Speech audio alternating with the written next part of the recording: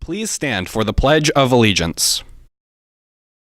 I pledge allegiance to the flag of the United States of America and to the republic for which it stands, one nation, under God, indivisible, with liberty and justice for all. Please remain quiet for the minute of silence.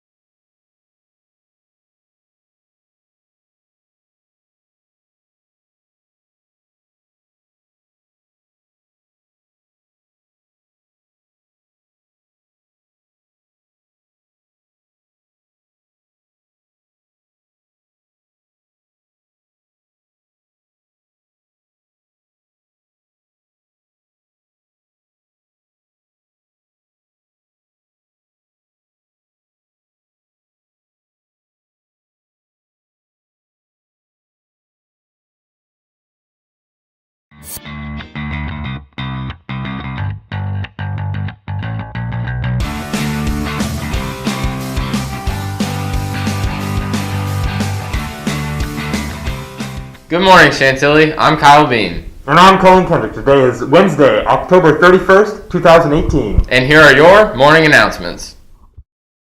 Today's an A Day with LS1 and CT. Tomorrow is a B Day.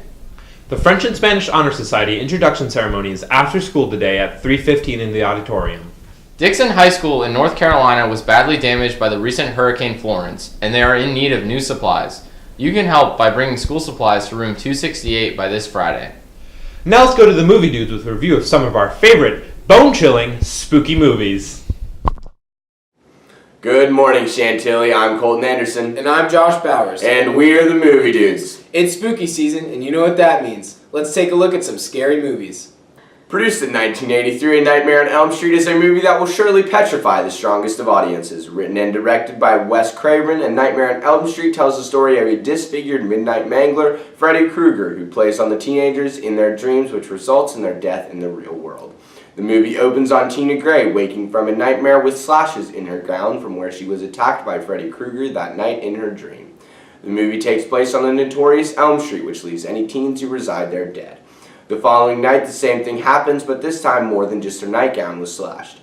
The film draws parallels to the struggles of teenagers and coping with social anxiety. A Nightmare on Elm Street has had a lasting impact through generations, and the outdated cinematography is made up by its truly horrifying plot, which earns it a 10 out of 13 spooks.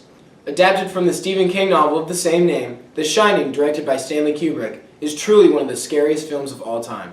Jack Torrance, a writer, decides to bring his family along as he starts his new job as the caretaker of the Overlook Hotel, which has a disturbing past. The Shining chronicles Jack's descent into madness and its effect on his wife and child.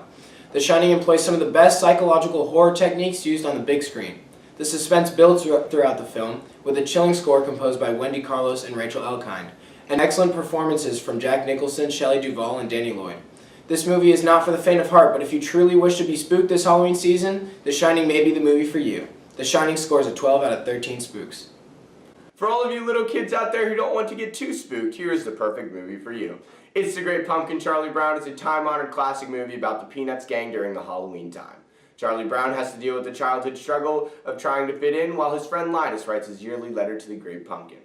On Halloween, Linus and Sally both skip the trick-or-treating festivities to await the Great Pumpkin's arrival. After almost a day of waiting and the pumpkin never showing up, the movie ends with Charlie Brown consoling Linus. Linus then vows that the Great Pumpkin will be back next year. It's The Great Pumpkin. Charlie Brown promotes Halloween traditions like trick-or-treating and apple bobbing. Halloween is not complete without this classic. It's The Great Pumpkin. Charlie Brown scores a 13 out of 13 spooks. Don't get too spooked this Halloween season. This has been Josh Bowers and Colton Anderson, and we're the Movie Dudes. Thanks, Movie Dudes. Well, that's all we have for you today, Chantilly. This has been Kyle Bean. And Colin Kendrick reminding you to stay spooky and have a great Halloween. And we'll see you tomorrow.